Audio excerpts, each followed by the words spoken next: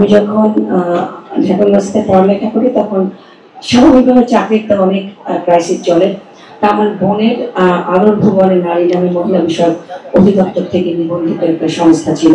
তা আমি আমার ইমিডিয়েট বড় বোনকে বলেছিলাম, যদি চাকরি বাকরি না হয় তাহলে তোমার সঙ্গে কাজ করবো এবং উদ্যোক্তা হিসেবে নিজেকে প্রতিষ্ঠিত করবো।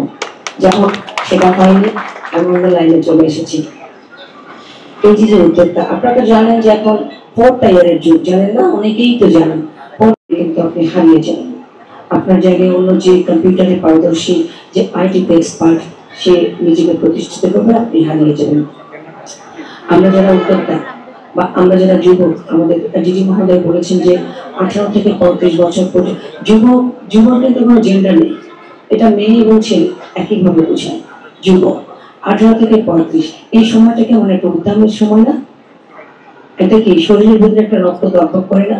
আপনি যখন শুনবেন কারারে লৌহ কপাট ভেঙে দিয়ে কারণে ব্যাপার, তখন আপনার মনে এক টাইপের, আপনার হৃদয়ে মানে আপনার শরীরে এক টাইপের প্রাণ সঞ্চার হবে। আপনি যখন গাইবেন মা আমার সাধনা মিটিল আশা না জাগিল, তখন কি হবে? তখন আপনি একেবারে কি হবে? একেবারে ঝিমিয়ে ঝিমিয়ে ভাব, দুঃখ কষ্ট।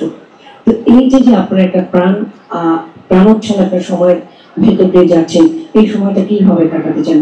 সিগারেট খেয়ে, কি করে, আড্ডাবাজি করে, মেয়েদের সঙ্গে ঘোরাঘুরি করে? শুনেন, এগুলো কিছুই থাকবে না আপনি যদি নিজেকে প্রতিষ্ঠিত করতে না পারেন।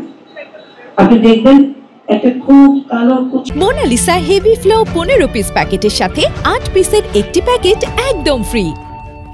একটা ছেলে, সে যদি যোগ্যতা সম্পন্ন হয়, তার যদি অনেক টাকা থাকে, তাহলে কি হয়? একটা সুন্দরী মেয়ে তাকে তার পাশে আমরা দেখি না? দেখি। আর আপনি অনেক সুন্দর কিন্তু পয়সা নেই, আপনি ব্যাগাগঞ্জ, আপনি উদ্ভ্রান্ত, আপনার সমাজে কোনো মূল্য নেই, আপনার পাশে কি সুন্দর একটা মেয়ে পাবেন? আপনি পাবেন না। মেয়েও আপনাকে ছেড়ে যাবে, আপনার গার্লফ্রেন্ড আপনাকে ছেড়ে যাবে যদি আপনি নিজেকে প্রতিষ্ঠিত না করতে পারেন। আপনি যে স্মোক করবেন, আপনার তো পয়সা থাকতে হবে, তাই না? সো আমাদের কি করতে হবে? সবাই চাকরি হবে এমন কোনো কথা নেই।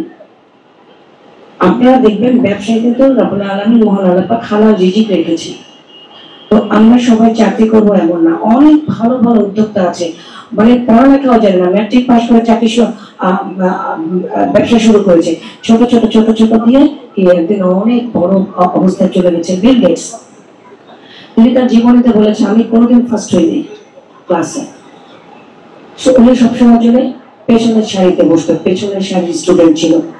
তার ক্লাসে যে ফার্স্ট বয় ছিল, আজকে সে তার কোম্পানির চাকরি করে, বিল গেটসের কোম্পানিতে চাকরি করে।